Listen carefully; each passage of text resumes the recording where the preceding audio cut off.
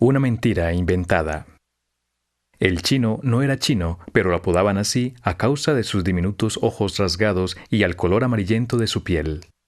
Debía tener unos 16 años y era bastante alto para su edad. A diferencia de los otros muchachos, no asistía al colegio y pasaba el tiempo jugando al billar o simplemente haciendo nada.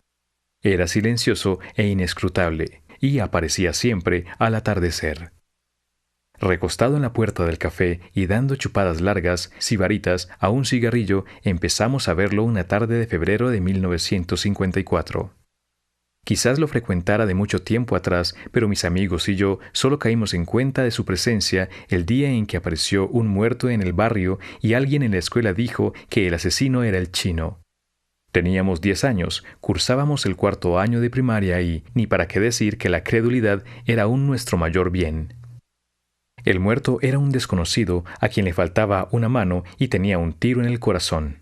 Como la vida barrial era más bien parca en noticias, la intriga fue general.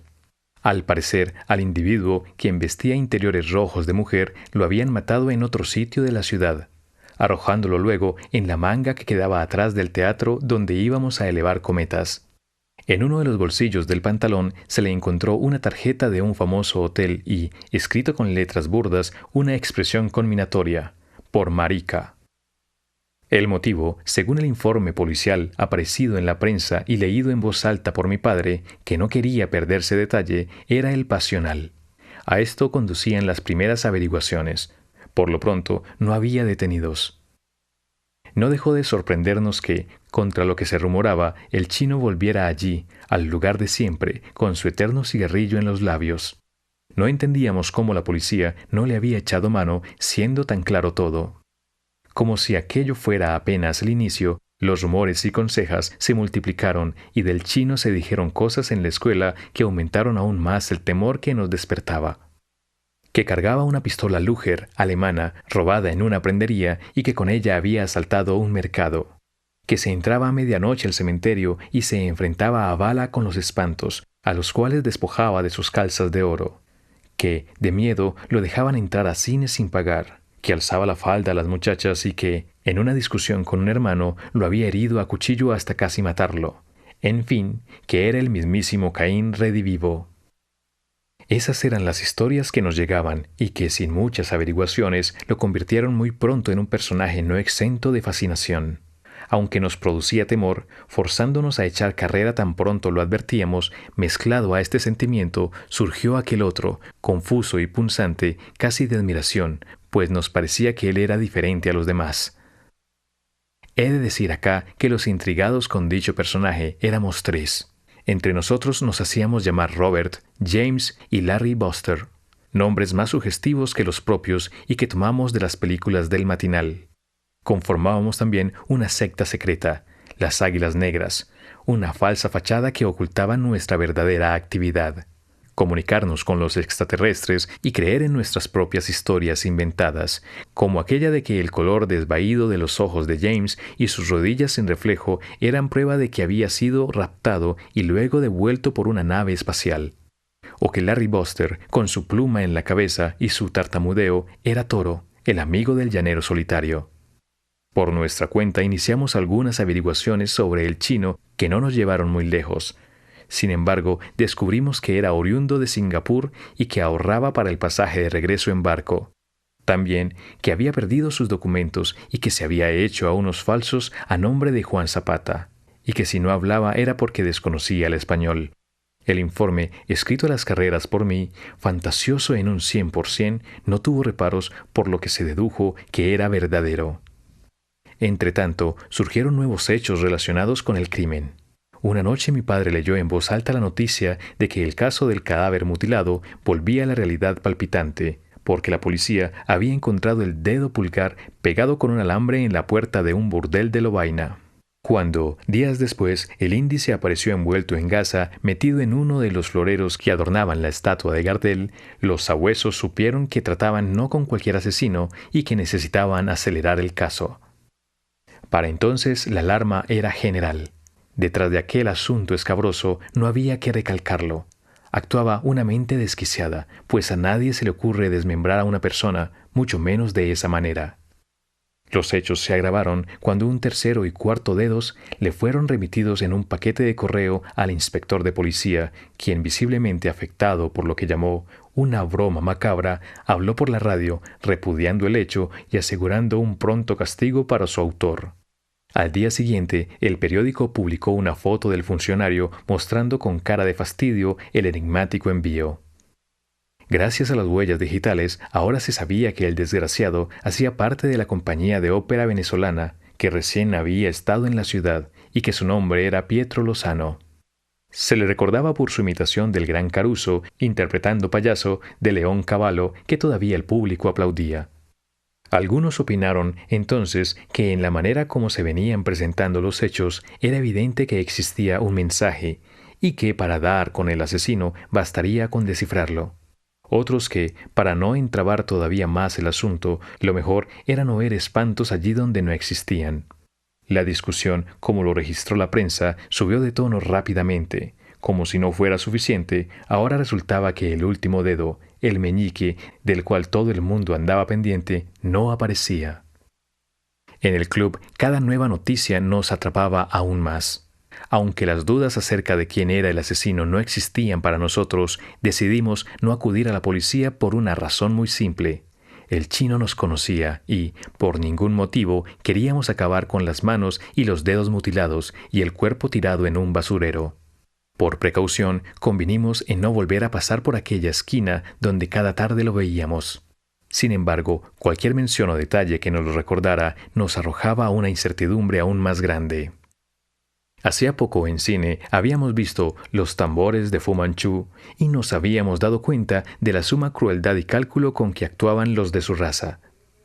Aquel era un mundo compuesto de sectas asesinas, destinadas todas a actuar en la oscuridad y a ejecutar acciones sin nombre.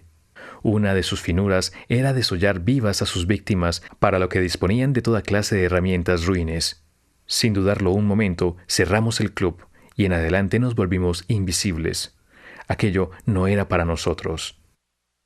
Conocer quién era la víctima, aunque acercaba a la policía al asesino, no era suficiente. Respecto al dedo que faltaba por aparecer, escuché a mi padre explicar que ya debía haberse podrido o hecho polvo, a menos, decía, que el asesino lo hubiera conservado en formol, algo difícil de saber. Un viernes, después de clases, jugábamos bolas en la calle, cuando alguien se paró detrás de nosotros. Vi que James palidecía y echaba a correr sin que le importara dejar abandonadas las bolas de cristal que la hermana le había traído de Miami, un verdadero tesoro. A su vez, Robert, abriendo exageradamente los ojos, trataba de alertarme. Me quedé paralizado cuando, al volverme, vi al chino. Por lo pronto, me pareció más alto de lo que esperaba, más temible incluso. Fácilmente podía medir 1,80 m y me miraba como si pudiera ver a través mío. Aunque a nadie habíamos comentado nada, temblé por lo que se venía.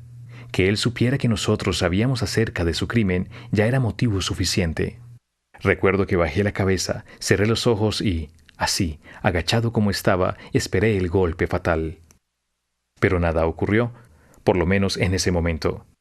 Pasaron unos largos minutos en que Robert y yo intentamos recuperar el aire, pero fue imposible. El miedo lo teníamos aferrado a las tripas. Sentí que me orinaba en los pantalones y ya no me atreví a moverme. Cuando, entre tartamudeos, quise explicarle que de nuestros labios no saldría una palabra delatora, el chino, indiferente, se dirigió a Robert. «Sé que tienes una vista del duende que camina», no dijo el fantasma, sino el duende que camina. «Quiero verla», lo dijo en tono firme, como si descontara de antemano una negativa. No hacía mucho Robert había cambiado 2 trompos de madera y una colección del Piff Puff por la última vista que, según la leyenda escolar, existía de la película El Fantasma, destruida casi en su totalidad por un incendio en un teatro de Panamá. Era una verdadera joya que mi amigo, por un golpe de suerte, había logrado conseguir. Pero Robert, en lugar de amilanarse, fingiendo un aire despreocupado, le respondió que ahí no la tenía, que se la había entregado a un primo que quería comprársela. Esta era una mentira inventada, porque yo sabía que él la guardaba junto a otras de Flash Gordon y Tarzán en un pequeño bolsillo cosido por su madre en el borde de su camisa. A mí me lo había mostrado con el orgullo de un rico que muestra a su hombre de confianza la caja de caudales. Que Robert fuera dueño de una joya como esta, que nadie más poseía, le daba cierta preeminencia entre los escolares, lo que además alimentaba con cuanta ocurrencia se imaginaba acerca de la suerte del film. Ahora el asunto había llegado hasta el chino, que no parecía estar muy satisfecho con la respuesta de mi amigo. «Sé que la mostrarás en todos lados. ¿Cómo es que no la tienes ahora?» «Escúlcate, revisa tu maletín, quiero verla», le dijo en tono intimidatorio. Robert, como si hubiera olvidado quién era el personaje que tenía delante, no se amedrentó y, acudiendo a una astucia que le desconocía, le dijo al chino que lo esperara ahí, que él iba a casa de su primo por ella y la traía. Y, para mi sorpresa, agregó que ahí quedaba yo para mayor seguridad. Recuerdo el terror que me cogió. Aquello era lo más parecido a una traición. Bien sabía Robert qué clase de criminal era aquel al cual me entregaba. El chino pareció pensarlo 2 veces, pero después de mirarme y darse cuenta de cuán insignificante prenda era yo, lo tomó del cuello y lo amenazó con estrangularlo si no se la entregaba. Y empezó a apretarlo y mi amigo a enrojecer, sin que soltara palabra alguna. Cuando advertí que el asunto pasaba de castaño a oscuro, el chino se mordía el labio para mostrar su furia. Grité que no lo fuera a matar, y menos a cortarle la mano y los dedos, que yo sabía dónde la guardaba. Lo dije para salvarlo, sin pensar que aquella era una traición aún más delicada.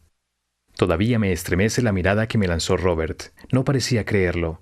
Él, que hubiera dado la vida por no dejársela quitar, veía cómo un mariquita como yo ayudaba al truán en el despojo.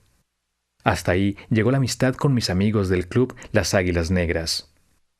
Para distraernos, mi padre siguió leyéndonos los casos escabrosos que traía la prensa cada día. Que la policía, para conseguir resultados, pagara cualquier delación no me pareció entonces bueno ni malo. Y así fui creciendo con la vida.